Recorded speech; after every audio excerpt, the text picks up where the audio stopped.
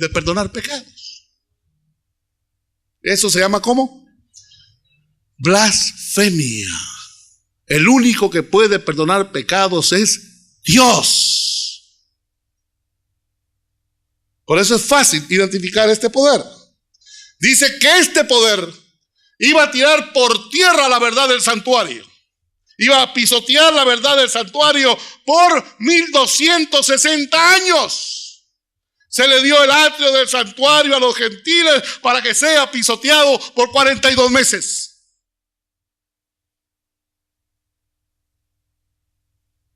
El verdadero sumo sacerdote es Cristo Jesús y está en el santuario celestial. Pero aquí hay un personaje que se hace llamar sumo pontífice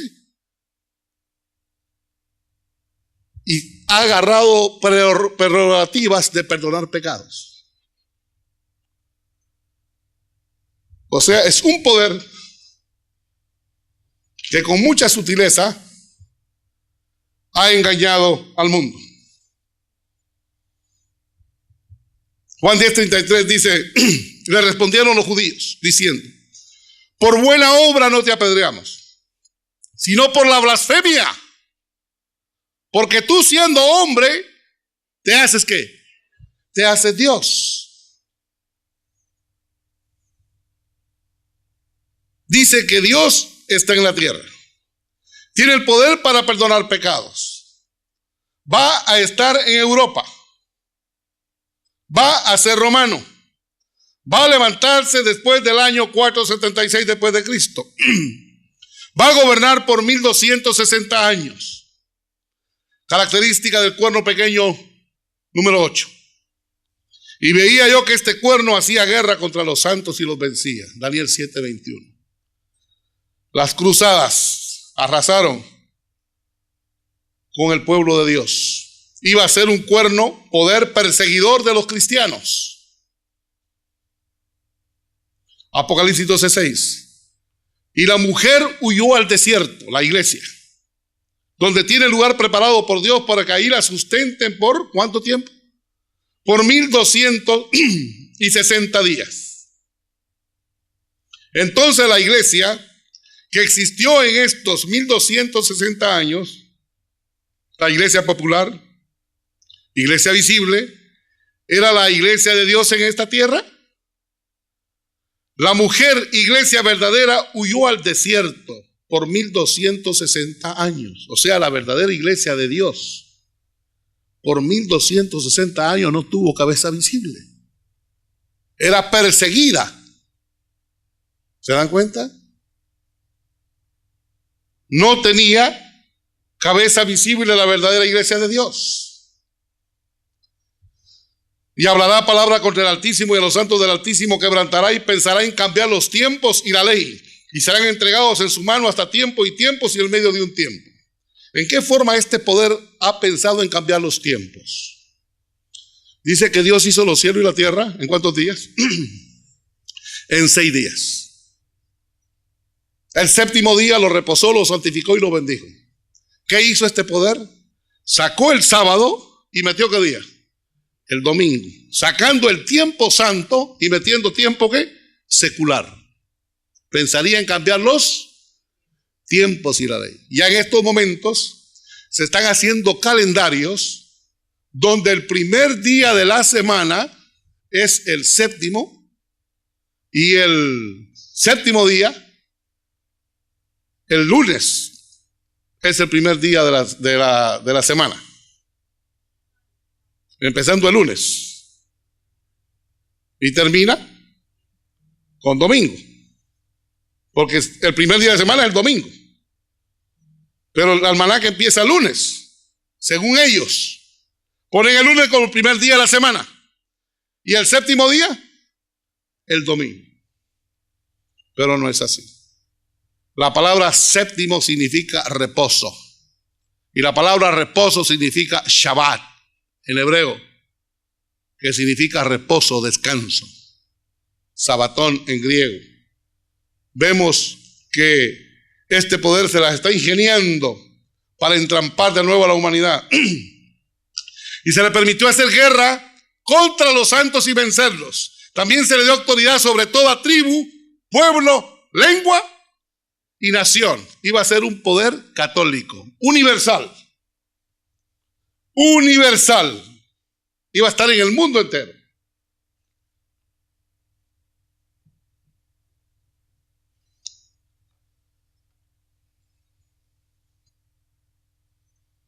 Entonces debemos buscar un poder en Europa, un poder romano que profesa tener poder para perdonar pecados, que gobernó por 1260 años, del año 538 al año 1798 después de Cristo. Y fue un poder que destruyó a los que no estaban de acuerdo con sus decretos. Características 9, Daniel 7:25. Y hablará palabra contra el Altísimo, y los santos del Altísimo quebrantará, pensará en cambiar los tiempos y la ley, y serán entregados en su mano hasta tiempo y tiempos, y en medio de un tiempo. Pensó que podía cambiar la santa ley de Dios. Si usted ve el catecismo católico, el 9º mandamiento lo partió en 2. El 9º mandamiento dice: no codiciarás los bienes ajenos. Y el 10º, ¿sabe qué dice? No codiciar la mujer de tu prójimo. Es el mismo mandamiento, pero partido en 2. Porque el 2º mandamiento dice: no te harás imagen, ni escultura, ni figura alguna de cosas que hay arriba en el cielo, ni en la tierra, ni en las aguas debajo de la tierra. No te inclinaréis a ellas, ni las honraréis. Lo sacó completamente. Y puso otro mandamiento. Sacó el sábado y pone santificar las fiestas. Y la mayoría de gente no conoce ni los mandamientos de Dios, a no ser que vaya a la Biblia. Cuando usted va a la Biblia, en Éxodo 20, ahí están los 10 mandamientos. Compárelos con el catecismo y la Biblia. Sea la Biblia católica, sea cualquier Biblia. Usted se va a dar cuenta del cambio. La diferencia.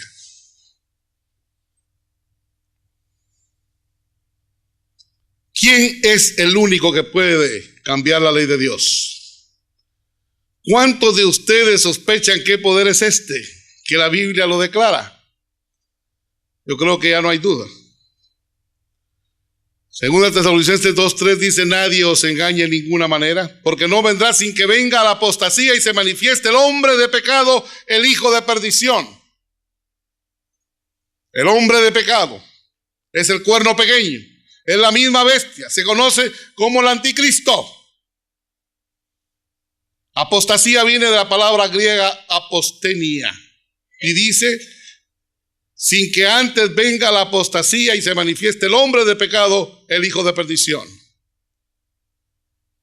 Ya dije que los personajes que reciben el nombre de hijo de perdición es Judas, el anticristo, el papado y Satanás.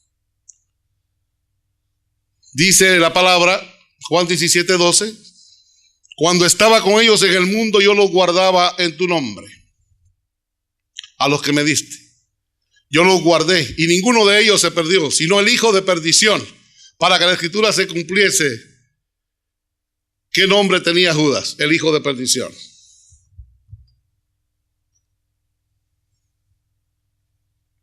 Salieron de nosotros, pero no eran de nosotros, porque si hubiesen sido de nosotros, habrían permanecido con nosotros. Pero salieron para que se manifestase que no todos son de nosotros, dice la palabra. Queridos, muchos hoy en día piensan que el anticristo será un hombre blasfemo, ateo, malvado, que no tiene que ver nada con la iglesia, que va a matar gente en la iglesia. La Biblia dice que el anticristo se va a levantar dentro de la iglesia. Es un poder que va a ser como Judas. Este entregó a Jesús con un beso. Y ya lo hemos visto. ¿Dónde se va a sentar el anticristo? En el templo de Dios. Muchos dicen que el templo de Jerusalén tiene que construirse para que se pueda sentar el anticristo. ¿Cuál es el problema de esta interpretación? Jerusalén, Jerusalén, que matas a los profetas y apedrea a los que te son enviados. ¿Cuántas veces quise juntar a tus hijos como la gallina junta sus polluelos debajo de sus alas y no quisiste? He aquí vuestra casa os es dejada desierta, porque os digo que desde ahora no me veréis hasta que digáis: bendito el que viene en el nombre del Señor. En todo el Nuevo Testamento nunca se le dice al templo de Jerusalén el templo de Dios. Siempre se le dice el templo o sinagoga de los judíos.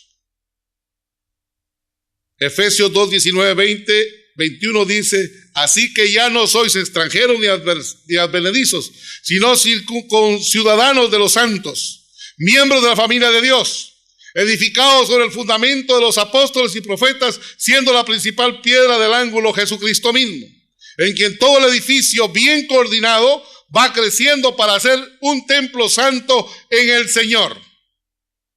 La gente está confundida porque no dejan que la Biblia se explique sola. Le imponen a la Biblia explicaciones que ella no tiene. Por eso Efesios 2:19 dice: así que ya no sois extranjeros ni advenedizos, sino conciudadanos de los santos y miembros de la familia de Dios. ¿Qué es el templo de Dios? 1 Corintios 3:16: ¿no sabéis que sois qué? Templo de Dios, y que el Espíritu de Dios mora en vosotros. Si alguno destruyera el templo de Dios, Dios le destruirá a él, porque el templo de Dios, el cual sois vosotros, santo ¿qué? Santo es. Característica número 11. El anticristo, el cuerno pequeño, la bestia, se levantará en Europa dentro de la iglesia cristiana. Ahí están los 10 cuernos, y entre los 10 cuernos sale el cuerno pequeño. Características del cuerno pequeño. Número 12. La cabeza del dragón son cuernos políticos, son reinos, naciones, pero el cuerno pequeño es un cuerno, un poder religioso que habla blasfemias. Piensa que puede cambiar la ley de Dios. Mata a los santos de Dios. Es un cuerno poder religioso, pero usa el poder político. Este sistema trabaja con la política. Característica número 13. Iba a recibir una herida de muerte al final de los 1260 años, dice la palabra de Dios, y vi una de sus cabezas como herida de muerte, pero su herida mortal fue sanada y se maravilló toda la tierra en pos de la bestia. Apocalipsis 13:3. Napoleón Bonaparte llevó cautivo al Papa Pío VI. En el año 1798 dice que hasta ahí iba a llegar el poderío papal, la supremacía papal. Napoleón envió al general Berthier con más de 500,000 soldados.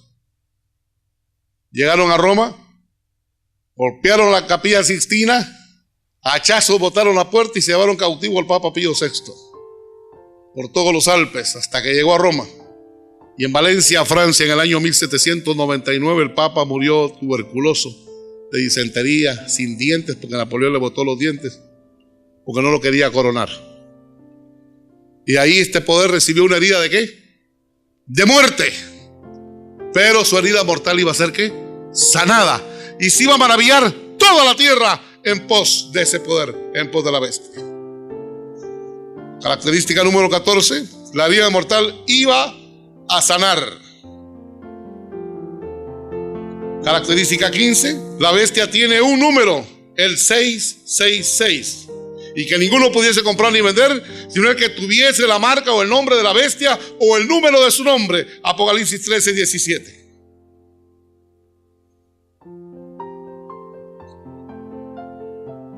Característica 16.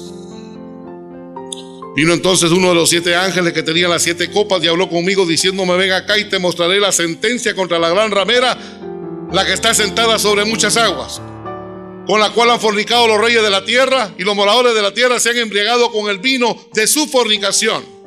Y me llevó en el espíritu al desierto, y vi una mujer sentada sobre una bestia escarlata llena de nombres de blasfemia, que tenía 7 cabezas y 10 cuernos. Y la mujer estaba vestida de púrpura y escarlata y adornada de oro, de piedras preciosas y de perlas, y tenía en la mano un cáliz de oro lleno de abominaciones y de la inmundicia de su fornicación. ¿Cuál es la iglesia que se viste de púrpura? ¿Cuál es la iglesia que tiene cáliz de oro adornada de perlas preciosas? Si usted va al Vaticano y entra al lugar donde venden los souvenirs en el Vaticano, usted se va de espaldas. Allá hay crucifijos